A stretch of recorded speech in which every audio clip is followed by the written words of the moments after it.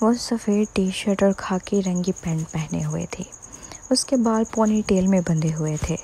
جب وہ بے رحمانہ ہوتی تھی تو اپنے حقیقی والد کو بھی مار ڈالتی تھی۔ ایسی عورت بہت کم ملتی ہے۔ یہ تمہاری ناکام کوشش ہے۔ علیزہ نے سر اٹھایا اور اس کی آنکھوں میں حقارت تھی۔ وہ بہت برا محسوس کر رہی تھی، خاص طور پر اس وقت جب وہ اس شخص کا سامنا کر رہی تھی جس نے اسے جیل بھیجا تھا۔ تنویر کا چہرہ بدل گیا۔ اس نے آنکھیں سکیڑ کر کہا، بہت اچھا علیزہ، آج تک کسی نے مجھے اس طرح بات نہیں کی۔ میں اس وقت بہت برا محسوس کر رہی ہوں، علیزہ نے سرد آواز میں کہا۔ تنویر حیرت سے رک گیا۔ اس کا چہرہ ایسے تھا جیسے اس نے کوئی مذاق سنا ہو۔ کیا وہ نہیں تھا جسے الفاظ کہنے چاہیے تھے؟ یہ پہلا موقع تھا جب کسی عورت نے اس سے اس انداز میں بات کی تھی۔ تو پھر مجھ سے دور رہو، علیزہ نے کہا۔ علیزہ، کہ تمہیں اپنی موت کی خواہش ہے؟ تنویر غصے سے بولا۔ تم میری کمپنی کی فنکار ہو اور تم نے اپنے والد کو اس حالت میں پہنچا دیا کہ تمہیں لگتا ہے کہ وہ پولیس میں رپورٹ نہیں کرے گا، یا کیا تمہیں لگتا ہے کہ وہ تمہاری دھمکیوں سے ڈر جائے گا؟ یقیناً مجھے پتا ہے کہ وہ مجھ سے نہیں ڈرے گا۔ علیزہ واپس گھر میں گئی اور میز سے چھری اٹھائی۔ تم کیا کر رہی ہو؟ تنویر نے سوچا کہ علیزہ شاید کوئی پھل چھلکنے والی ہوگی یا کچھ اور، مگر جب اس نے چھری لی تو وہ دستانے پہن رہی تھی۔ اس نے اپنا ہاتھ پیچھے کی طرف بڑھایا اور اپنے پیچھے سختی سے چھری چبو دی۔ فوراً اس کے پیٹ سے خون نکلنے لگا۔ علیزہ، کیا تم پاگل ہو گئی ہو؟ تنویر کی آنکھیں حیرت سے پھیل گئیں اور وہ جلدی سے چلایا۔ علیزہ نے اسے نظر انداز کیا۔ چھری نکالنے کے بعد اس نے دستانے اتارے اور پولیس کو فون کیا۔ وہ کمزوری سے بولی، ہیلو، کیا یہ پولیس اسٹیشن ہے؟ کسی نے مجھے چھرا مارا ہے، میں رپورٹ درج کروا رہی ہوں۔ تنویر یہ منظر دیکھ کر چونک گیا۔ جب تک علیزہ نے فون نہیں رکھا، تنویر کو سب کچھ سمجھ میں آ گیا۔ علیزہ، تم پاگل عورت ہو۔ تم صحیح کہہ رہے ہو، میں ایک پاگل عورت ہوں۔ علیزہ نے اپنا چہرہ پیچھے کی طرف گھمایا اور اس کا چہرہ زیادہ بے رنگ ہو رہا تھا۔ در حقیقت یہ بس پیسہ ہے، مگر میں اسے ایک پینی بھی نہیں دینا چاہتی۔ مجھے کیوں دینا چاہیے؟ اس نے مجھے جنم دینے کے سوا مجھ پر ایک پیسہ بھی خرچ نہیں کیا۔ جب میں چھوٹی تھی، میری ماں اور میں بس اس کی مار پیٹ کا نشانہ بنتی تھیں۔ وہ جب چاہتا ہمیں مارتا۔ جب میں بڑی ہو کر اسٹار بنی تو وہ پیسوں کے لیے میرے پیچھے آتا۔ نہ صرف مجھے اس کا خیال رکھنا پڑا بلکہ اس کی بیوی اور بیٹے کا بھی۔ ہاں، آج میں اسے مروا کے چھوڑوں گی۔ تنویر کا منہ ہلکا سا کھلا۔ یہ پہلی بار تھا کہ اس نے کسی عورت کی آنکھوں میں اتنی سرد اور پاگل چمک دیکھی تھی۔ کیا تمہیں ڈر نہیں ہے کہ میں سچ نہیں بتا دوں؟ مسٹر تنویر، اگر تم مجھے کھونا نہیں چاہتے، اپنی کمائی کی مشین، تو تمہیں خاموش رہنا چاہیے۔ علیزہ مسکرا کر بے ہوش ہو گئی، تاہم وہ زمین پر نہیں گری۔ تنویر نے فوراً اسے گود میں اٹھایا۔ اس کی باہوں میں موجود عورت چھوٹی سی تھی اور اس کا چہرہ اتنا بے رنگ تھا کہ جیسے وہ کسی بھی لمحے مرنے والی ہو۔ تنویر کو ایسا محسوس ہو رہا تھا جیسے اس کا دل مروڑ کو پیچیدہ ہو رہا ہو۔ اس نے فوراً علیزہ کو فرسٹ ایڈ دیا، پھر اسے اٹھا کر نیچے دوڑتے ہوئے لے گیا۔ اس نے اسے ہسپتال کے ایمرجنسی روم میں تیزی سے پہنچایا۔ وہ ایک سفید کوٹ پہنے ہوئے تھا اور پھر ایک جوڑی کینچی سے اس کے کپڑے کاٹ کر اس کے زخم کا علاج کرنے لگا۔ علیزہ کی پیش گوئی بالکل درست ثابت ہوئی۔ زخم گہرا تھا مگر وہ جان لیوا نہیں تھا۔ جب یہ خبر میڈیا میں پھیل گئی کہ سپر اسٹار علیزہ واسطی کو اپنے گھر میں چھرا مارا گیا ہے تو میڈیا کی توجہ فوراً مرکوز ہو گئی۔ 50 منٹ کے اندر اسپتال کے دروازے پر پپرازی کا ہجوم جمع ہو گیا۔ اسی دوران ایک اور گروپ رپورٹس پولیس اسٹیشن کی طرف دوڑ رہا تھا۔ جب پولیس نے سیکیورٹی کیمرے چیک کیے تو انہوں نے مرکزی مشتبہ شخص جاوید واسطی کو گرفتار کر لیا۔ جب جاوید کو پولیس اسٹیشن لے جایا گیا تو وہ ابھی تک بکواس کر رہا تھا۔ میں مجرم نہیں ہوں، میں نے علیزہ کو مارنے کی کوشش نہیں کی، یہ اس کی خود کی غلطی تھی۔ اس نے مجھے مارا، یہ اپنے حقیقی والد کو بھی مارتی ہے۔ میرے جسم پر موجود زخم ہیں وہ علیزہ نے لگائے ہیں۔ بس کرو، خاموش ہو جاؤ۔ علیزہ کو چھڑا مارا گیا تھا، وہ ایک چھری تھی، تمہاری انگلیوں کے نشانات اس پر ہیں اور اس کا بینک کارڈ تمہاری جیب میں بھی ہے۔ پولیس نے میز پر ہاتھ مارا۔ جاوید سٹپٹا گیا۔ اس نے فوراً سب کچھ سمجھ لیا۔ یہ وہی چھری ہے جس پر علیزہ نے میری انگلیوں کے نشانات چھوڑنے کے لیے مجھے چھری دی تھی۔ اس نے جان بوجھ کر مجھے چھری دی اور کہا تھا کہ ایک سیب چھیلوں۔ کہاں ہے تمہارے پاس کوئی ثبوت؟ پولیس نے پوچھا۔ تم صرف خالی باتیں کر رہے ہو، ثبوت کے بغیر۔ ثبوت؟ جاوید جلدی سے بولا۔ جب میں جا رہا تھا تو ایک شخص سے ملا تھا، وہ گواہ ہے۔ اس وقت علیزہ کو کچھ نہیں ہوا تھا۔ کیا تم اس شخص کی بات کر رہے ہو؟ پولیس نے ایک تصویر نکالی۔ جاوید نے تصویر پر ایک نظر ڈالی اور سر ہلا دیا۔ ہاں، یہی وہ ہے۔ مجھے افسوس ہے ہم پہلے ہی اس سے پوچھ گچھ کر چکے ہیں۔ اس نے کہا ہے کہ جب وہ اندر آیا تو علیزہ بے ہوش تھی اور تم ہڑبڑاہٹ میں فرار ہو رہے تھے۔ وہی تھا جس نے علیزہ کو اسپتال پہنچایا، پولیس نے مسکراتے ہوئے کہا۔ جاوید حیرت زدہ رہ گیا۔ ایک لمحے کے لیے ایسا لگا جیسے وہ پاگل ہو گیا ہو۔ علیزہ، تم بچھو، تم نے مجھے کیسے پھانس لیا؟ تاہم کوئی بھی اس کی باتوں پر یقین نہیں کر رہا تھا۔ زیادہ دیر نہ گزری تھی کہ نیٹیزن نے جاوید کا ماضی کنگال لیا۔ وہ علیزہ کا حیاتی والد تھا، مگر علیزہ کی کم عمری سے ہی وہ جوا کھیلنے اور شراب پینے کا شوقین تھا۔ ایک شخص سامنے آیا اور کہا کہ وہ جاوید کا ہمسایہ تھا اور وہ اس کے ساتھ 20 سال سے زیادہ عرصہ رہ چکا تھا۔ نہ صرف یہ کہ جاوید کے پاس اس وقت کوئی کام نہیں تھا، بلکہ وہ علیزہ اور اس کی والدہ کو بھی اکثر مارتا پیٹتا تھا۔ بعد میں علیزہ کی والدہ مزید برداشت نہ کر سکی اور جاوید سے طلاق لے لی۔ وہ علیزہ کو ساتھ لے کر الگ ہو گئی۔ جاوید نے ایک دوسری عورت سے شادی کی اور اس سے ایک بچہ پیدا کیا۔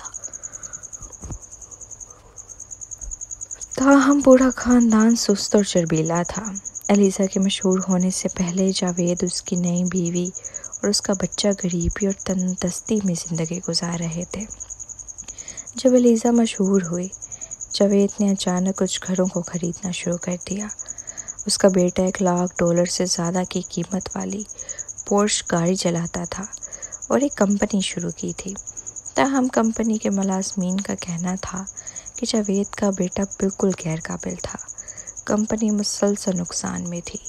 پورا خاندان علیزہ کے پیسوں کا فائدہ اٹھا رہا تھا۔ نیٹیزنز نے ان کو شدید تنقید کا نشانہ بنایا۔ علیزہ کتنی بدقسمت ہے کہ اس کا ایسا والد ہے، وہ بہت زیادہ دکھ میں ہے۔ ہاں، میں نے سنا کہ جاوید کی بیوی جو اس کے بعد آئی تھی سارا دن پوکر کھیلتی ہے۔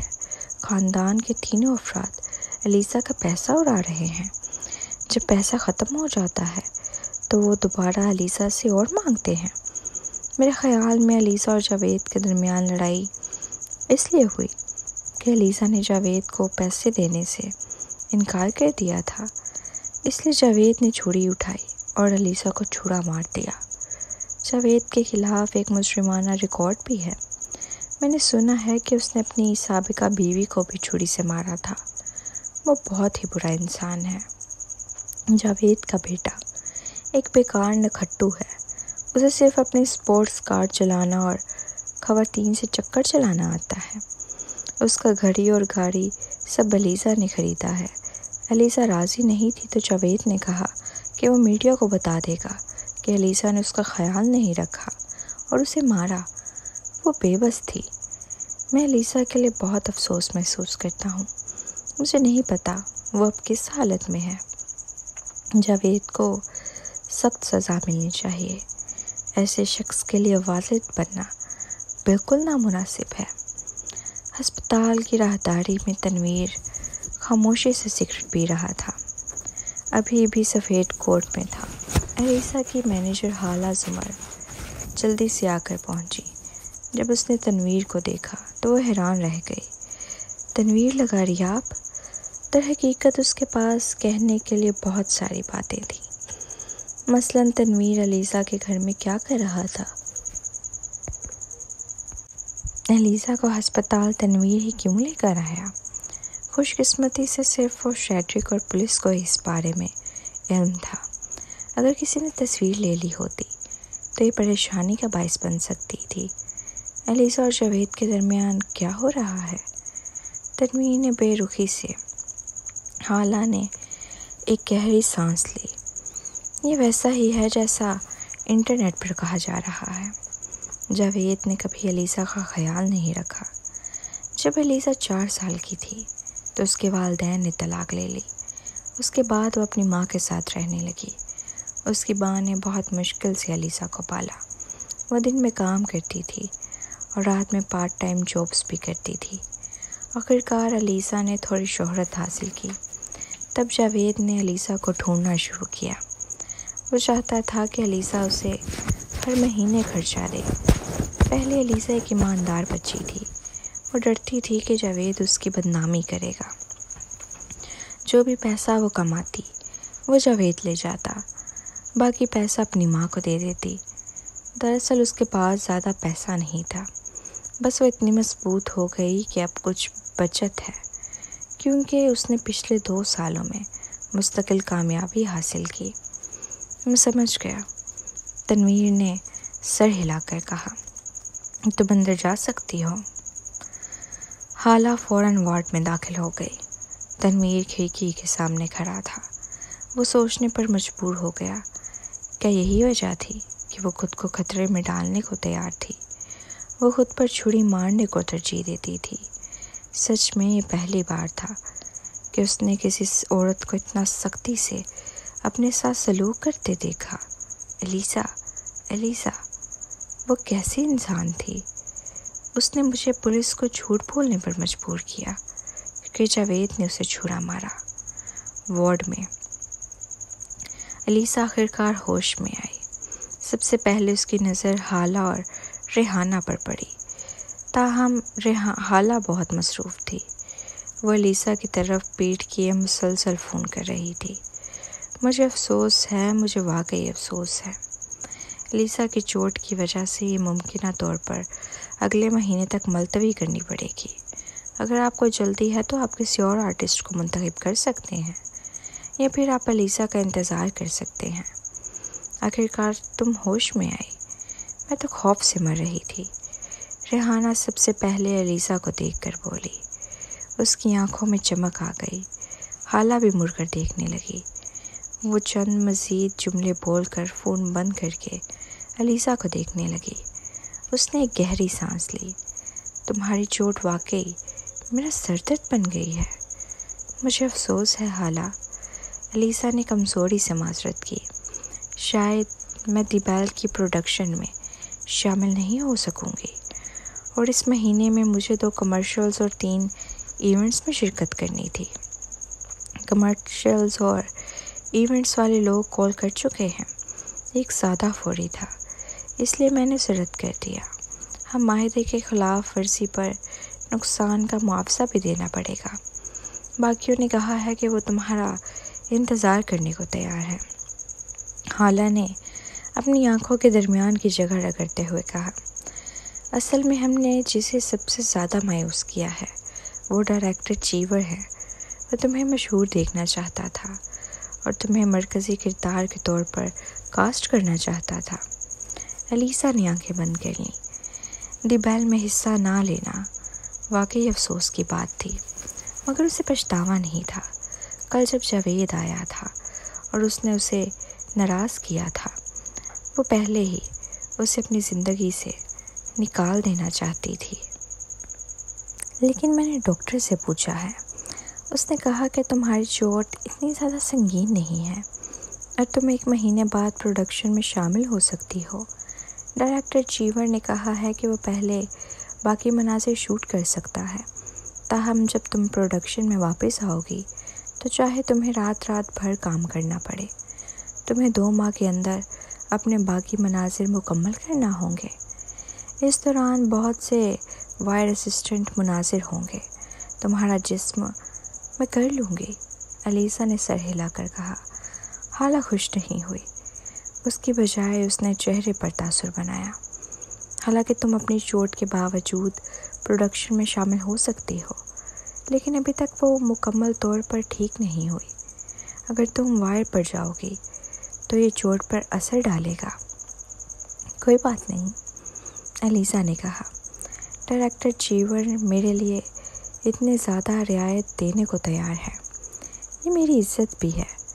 اگر میں ان چھوٹی سی مشکلات کو برداشت نہیں کر سکتی تو میں ڈائریکٹر چیور کی توقعات پر کیسے پورا اتر سکتی ہوں؟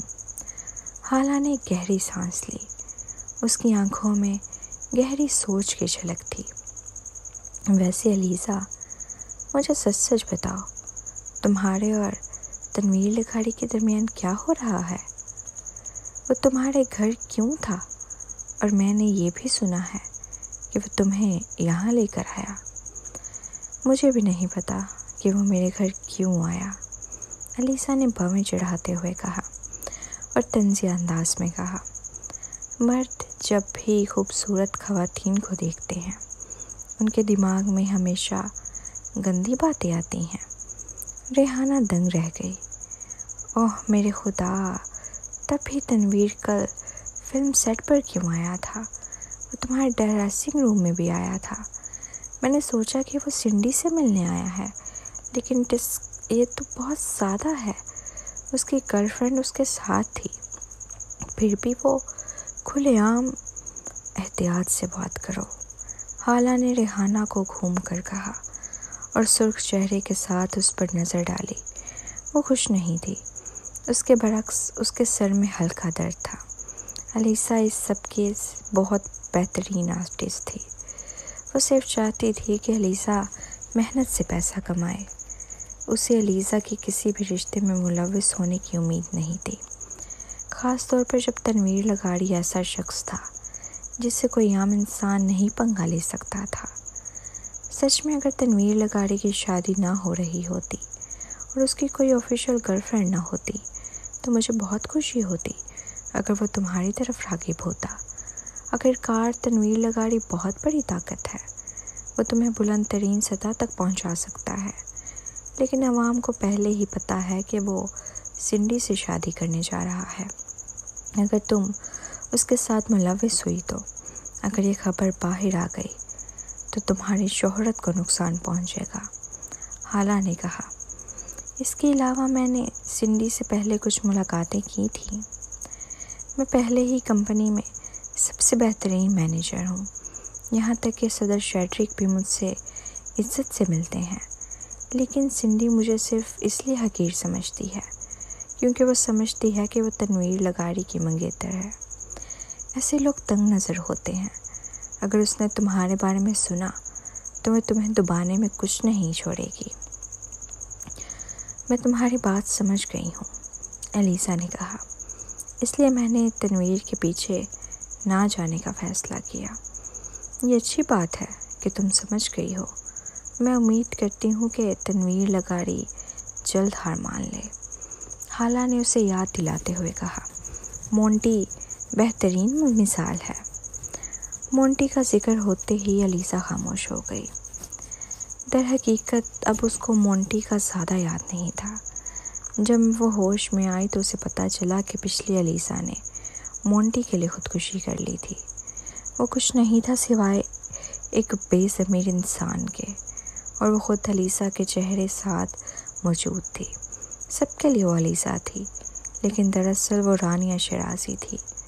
اس نے خود کو علیزہ ظاہر کرنے کے لیے اپنی کلائی پہ زخم کا نشان بھی بنایا تھا، تاکہ لوگوں کو یہ سمجھ آئے کہ وہی علیزہ ہے جو خودکشی کی کوشش میں اپنی کلائی کاٹ چکی ہے۔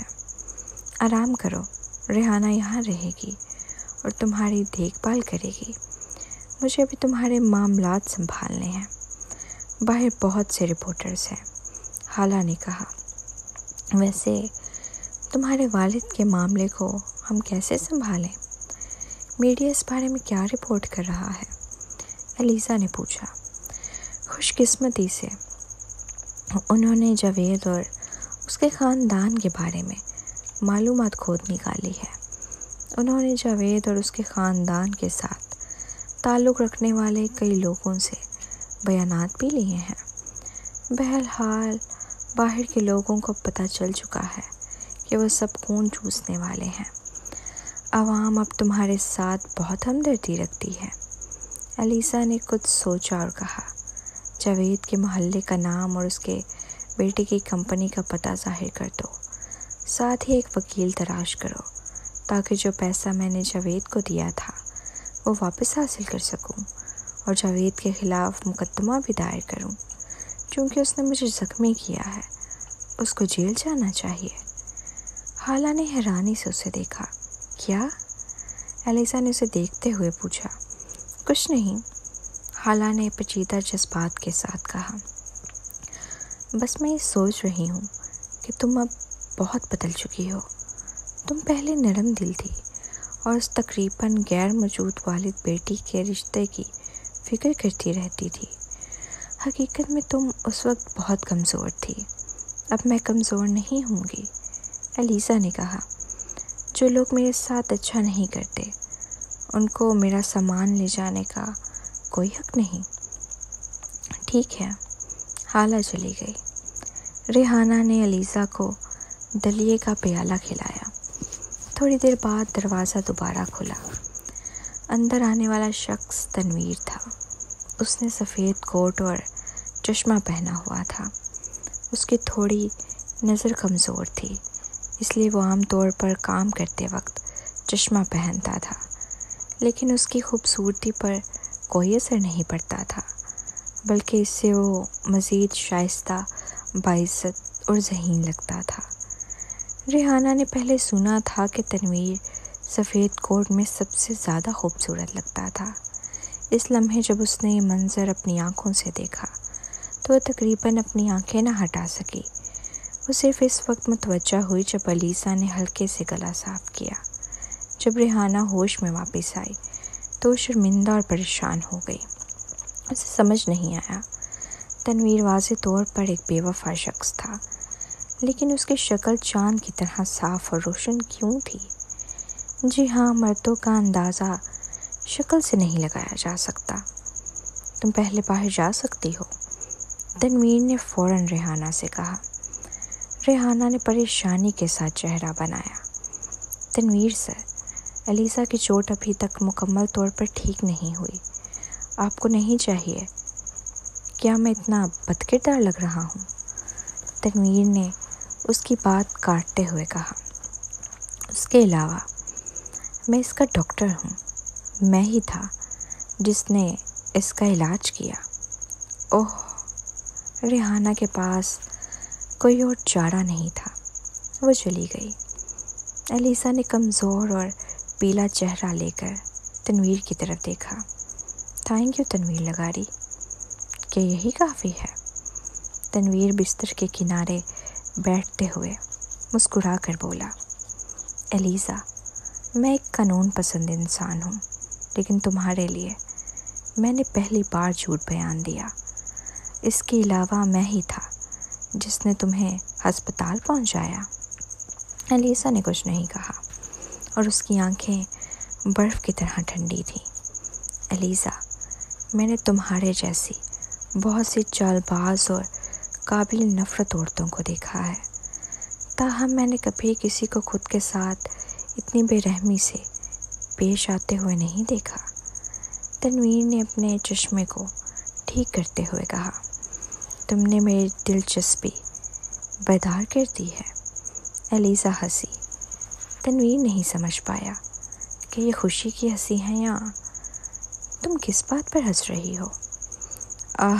तुम इन ड्रामों में अदा किए गए इन बड़े बंगले वाले सदर की तरह लग रहे हो, जिनमें वो कहते हैं, खातून मैं तुम में दिलचस्पी रखता हूँ, या खातून मैं तुमसे मोहब्बत करने लगा हूँ।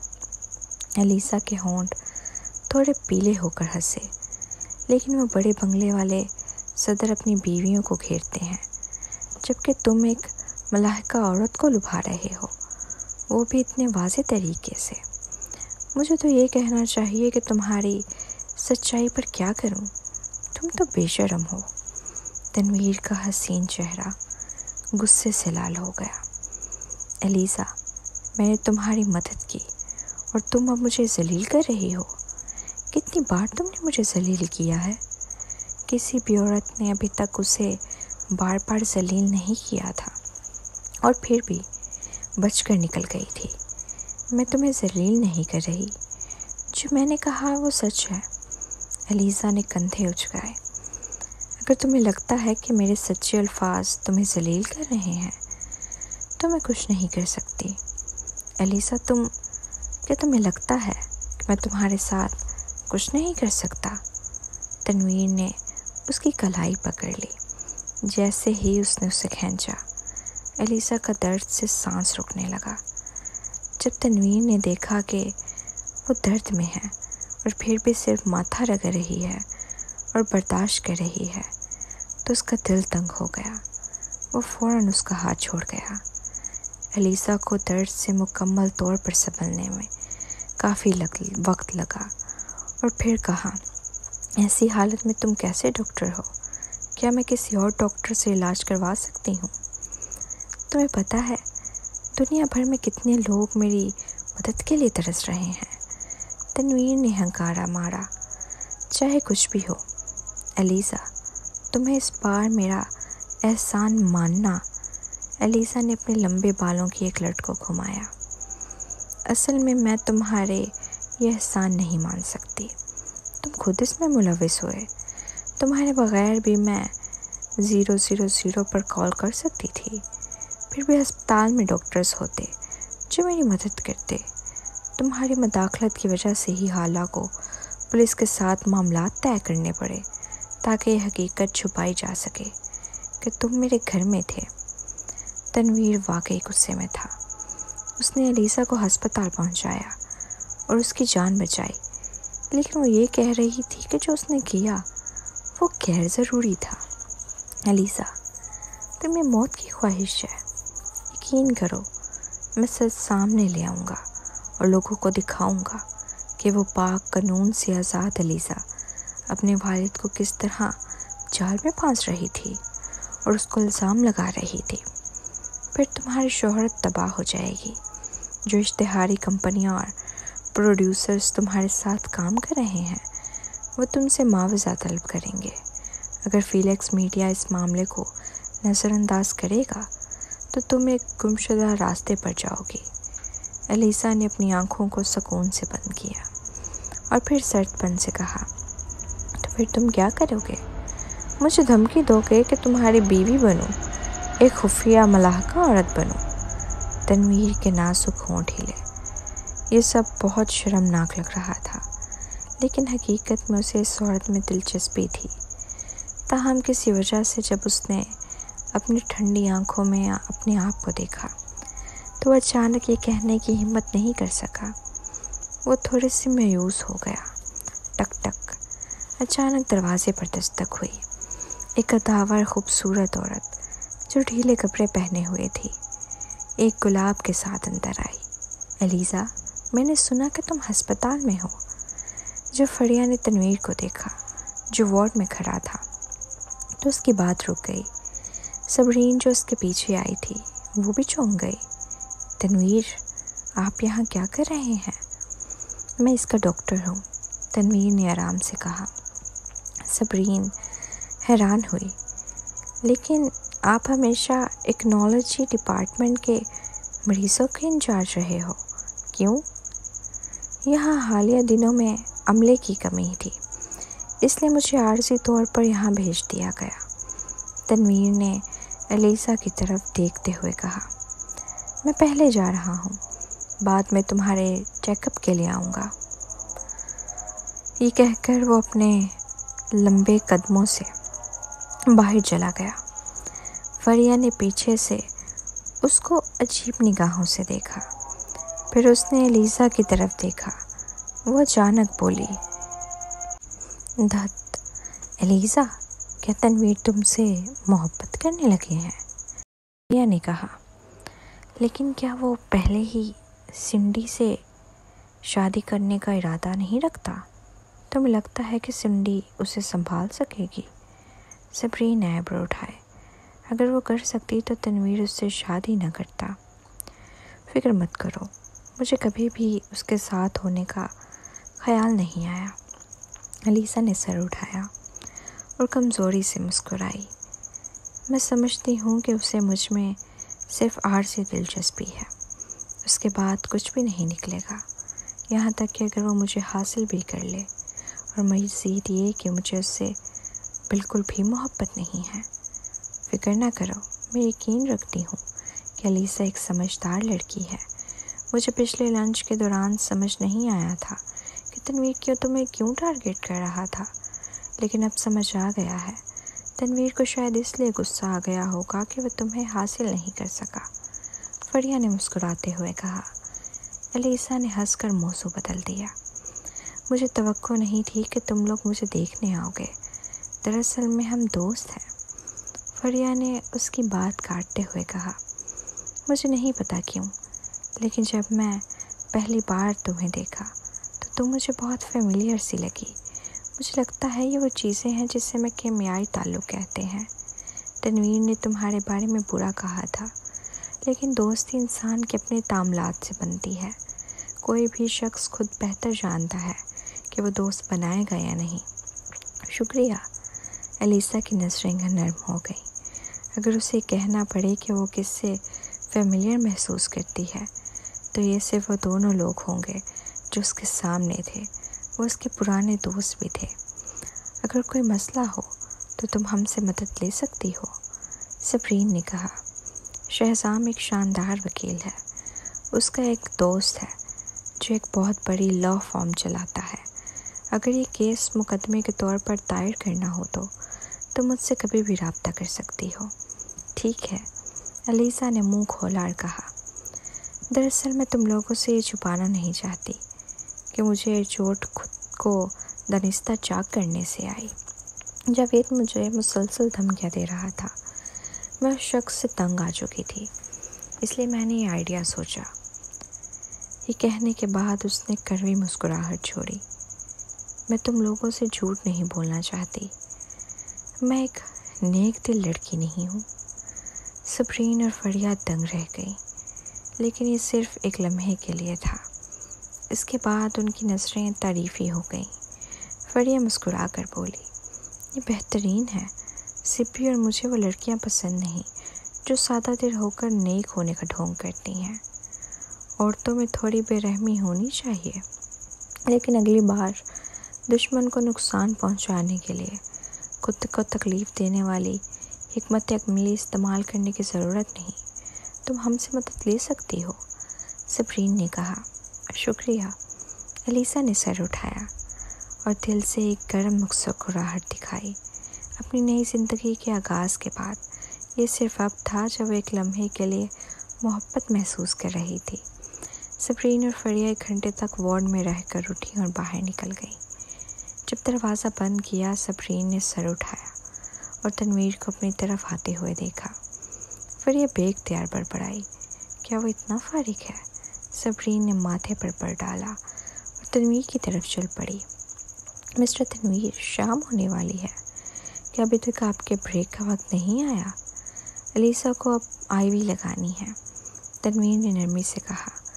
مسٹر تنویر، آپ ہسپتال کے سب سے بڑے ڈاکٹر ہیں، آپ کو الیسا کی چوٹ کا ذاتی طور پر علاج کرنے کی ضرورت نہیں ہے، ہے نا؟ صبرین نے مذاق کرتے ہوئے کہا۔ وہ مریضہ ہے جسے میں نے خود بچایا ہے۔ مجھے ایک مریض کے ساتھ آخر تک ذمہ داری نبھانا پسند ہے، تنویر نے سکون سے کہا۔ فریہ نے اس کا مذاق اڑایا۔ ایسا لگتا ہے کہ آپ صرف اس کی چوٹ کا علاج نہیں کرنا چاہتے بلکہ کچھ اور بھی کرنا چاہتے ہیں، ہے نا؟ میرا خیال ہے کہ تم دونوں ایک دوسرے کو زیادہ عرصے سے نہیں جانتی، بہتر ہے کہ کچھ باتوں میں دخل نہ دو، تنویر نے فریہ کو سکون سے دیکھتے ہوئے کہا۔ فریہ غصے میں آ گئی۔ وہ ہمیشہ ایسے انسان رہی تھی جو اپنا غصہ چھپاتی نہیں تھی۔ اس نے فوراً کہا، چاہے ہم ایک دوسرے کو زیادہ عرصے سے نہ جانیں، ایلیسا پھر بھی ہماری دوست ہے۔ مجھے سچ بتانے دو، تم پہلے ہی سنڈی سے شادی کا ارادہ رکھتے ہو تو ایلیسا کو مزید تنگ مت کرو۔ وہ ایک اچھی لڑکی ہے، وہ ویسی لڑکیوں میں سے نہیں ہے جن کے ساتھ تم کھیلنے کے عادی ہو۔ تم دونوں ایک ہی دنیا کے لوگ نہیں ہو، سبرین نے بھی کہا۔ مجھے یقین ہے کہ ایلیسا تمہارے پاس جو کچھ بھی ہے وہ نہیں چاہتی۔ اگر تم کھیلنا چاہتے ہو تو تمہیں وہ لوگ ڈھونڈنے چاہیے جو تمہارے جیسے چیزوں میں دلچسپی رکھتے ہیں۔ اس کے علاوہ سنڈی ایسی لڑکی نہیں ہے جس کی تم توہین کرو۔ اگر اس نے یہ جانا تو وہ ایلیسا کو نشانہ بنائے گی۔ میں سنڈی کو سنبھال سکتا ہوں، تنویر نے یقین سے کہا۔ فریہ نے ہنکارا مارا۔ چونکہ تم نے یہ بات کہی ہے، میں یقین سے کہہ سکتی ہوں کہ تم سنڈی کو بالکل نہیں سمجھتے۔ سنڈی انتہائی تنگ دل ہے۔ وہ شاید پہلی بار کچھ نہ کرے، لیکن وہ انتقام لینے میں ماہر ہے۔ پھر جب سب غافل ہوں گے، وہ منہ کھول کر اس شخص کو کاٹ لے گی، یہاں تک کہ گوشت تک دکھائی دے گا، سبرین نے کہا۔ تنویر، ہمیں اپنے بارے میں برا تاثر مت ہونے دے۔ اگرچہ مجھے پہلے لگتا تھا کہ آپ ایک پلے بوائے ہو، کم از کم میں نے نہیں سوچا تھا کہ آپ ایک گندے انسان ہو۔ تم غلط ہو، میں ہمیشہ سے گندا انسان رہا ہوں، اور چاہے میں گندا ہوں یا نہیں، یہ تمہارے معاملات نہیں ہیں، تنویر نے کہا اور لمبے قدموں سے باہر چلا گیا۔ فریہ نے پیچھے مڑ کر تنویر کو دیکھا اور قدم مارتے ہوئے کہا، یہ تو بہت پریشان کن ہے۔ میں نے سوچا تھا کہ زارون دنیا کا سب سے نفرت انگیز شخص ہے، لیکن تنویر تو اس سے بھی زیادہ نفرت انگیز ہے۔ سبرین نے ماتھے پر بر ڈالا۔ چاہے کچھ بھی ہو، اگر تنویر گندی حرکتیں کرتا ہے تو ہمیں ایلیسا کی مدد کرنی ہوگی۔ ہاں، ہم اسے ایک معشوقہ نہیں بننے دے سکتے۔ تنویر کو کوئی فرق نہیں پڑتا، لیکن ایلیسا ایک مشہور شخصیت ہے۔ اگر یہ بات باہر آئی تو اس کی پوری زندگی تباہ ہو جائے گی، فریہ نے مایوسی کے ساتھ کہا۔ وارڈ میں تنویر دروازہ کھول کر اندر آیا۔ ریحانہ ایلیسا کو رفع ضرورت کرنے کے لیے چیمبر بورڈ پکڑے ہوئے تھی۔ دونوں کو زیادہ پریشان ہو گئے جب اچانک ایک مرد اندر آیا۔ خوش قسمتی سے ایلیسا کے نیچے جسم پر کمبل تھا، لیکن ایلیسا پھر بھی شرمندگی محسوس کر رہی تھی۔ تنویر، کیا تم اندر آنے سے پہلے دروازہ نہیں کھٹکھٹا سکتے؟ معذرت، مجھے نہیں پتا تھا۔ تنویر نے بھی نہیں سوچا تھا۔ اس نے کندھے اچکائے۔ اگر تم مریضہ ہو اور میں ڈاکٹر ہوں، میں ہر دن ایسی چیزیں بہت بار دیکھ چکا ہوں، اس لیے تمہیں اتنا رد عمل نہیں دینا چاہیے۔ ایلیسا غصے سے سانس لینے لگی۔ ایلیسا کا یہ غصہ کم ہی دکھائی دیتا تھا، اس لیے تنویر کو کچھ عجیب سا سکون محسوس ہوا۔ اس کے علاوہ جب میں نے تمہیں بچایا تھا تب میں نے تمہارے اوپر کا حصہ بھی دیکھا تھا، میں نے سب کچھ دیکھ لیا تھا۔ ریحانہ کا چہرہ سرخ ہو گیا۔ یا تو وہ خوش شرمندہ ہو رہی تھی یا ایلیسا کی جانب سے شرمندہ ہو رہی تھی۔ کیا تم نے کر لیا؟ تنویر نے پوچھا۔ تم میری طرف مسلسل دیکھ رہے ہو، پھر میں کس طرح کروں؟ ایلیسا مزید برداشت نہیں کر پائی۔ جلدی کرو، تمہیں آئی وی لگانا ہے۔ تب تنویر نے مڑ کر دروازے کی طرف دیکھنا شروع کیا۔ جب ریحانہ نے سب کچھ مکمل کر لیا، ایلیسا بیڈ پر لیٹ گئی۔ یہ پہلا موقع تھا جب وہ اتنی بے بسی محسوس کر رہی تھی۔ تنویر نے آئی وی لگایا اور ایلیسا کا ہاتھ تھام لیا۔ اس کی آواز نرم اور کھنچی ہوئی تھی۔ تھوڑا آرام کرو۔ وہ آواز ایلیسا کو یاد آیا کئی سال پہلے، جب انہوں نے پہلی بار نکاح کے بعد جنسی تعلق قائم کیا تھا۔ تنویر نے یہی الفاظ اس کے کان میں کہے تھے، تاہم جیسے جیسے وہ بڑے ہوئے اس کی آواز مزید کھنچ کر دلکش ہو گئی تھی۔ اگرچہ علیزہ نے اس کو جتنا ہو سکے نظر انداز کرنے کی کوشش کی، پھر اس کے کان تھوڑے سے سرخ ہو گئے۔ تم کیا سوچ رہی ہو؟ تنویر نے اچانک علیزہ کو دیکھا۔ اس کی آنکھوں میں مسکراہٹ کی جھلک تھی۔ کیا سوچ سکتی ہوں؟ میں تو بس یہی چاہتی ہوں کہ یہ کام جلدی ہو جائے۔ علیزہ نے مہری سے سر موڑ لیا۔ یہ کام جلدی نہیں ہو سکتا، تنویر نے کہا۔ ریحانہ کا پورا چہرہ سرخ ہو گیا تھا کیونکہ وہ سائڈ پر کھڑی تھی۔ وہ خالص سوچنے کی کوشش کر رہی تھی، لیکن ان دونوں کے جنسی الفاظ نے اسے پاکیزہ خیالات سے باز رکھا۔ آخرکار علیزہ مزید برداشت نہیں کر سکی۔ کیا تمہارے ہسپتال میں نرسوں کی کمی ہے؟ تم جیسے ڈاکٹر کو یہ معمولی کام کرنے کی کیا ضرورت ہے، جیسے انجیکشن لگانا؟ نرسوں کی مہارت میری جیسی نہیں ہے۔ مجھے ڈر ہے کہ وہ تمہیں چوٹ لگا دیں گی۔ تنویر کے خوبصورت لب ایک دلکش مسکراہٹ میں تبدیل ہو گئے۔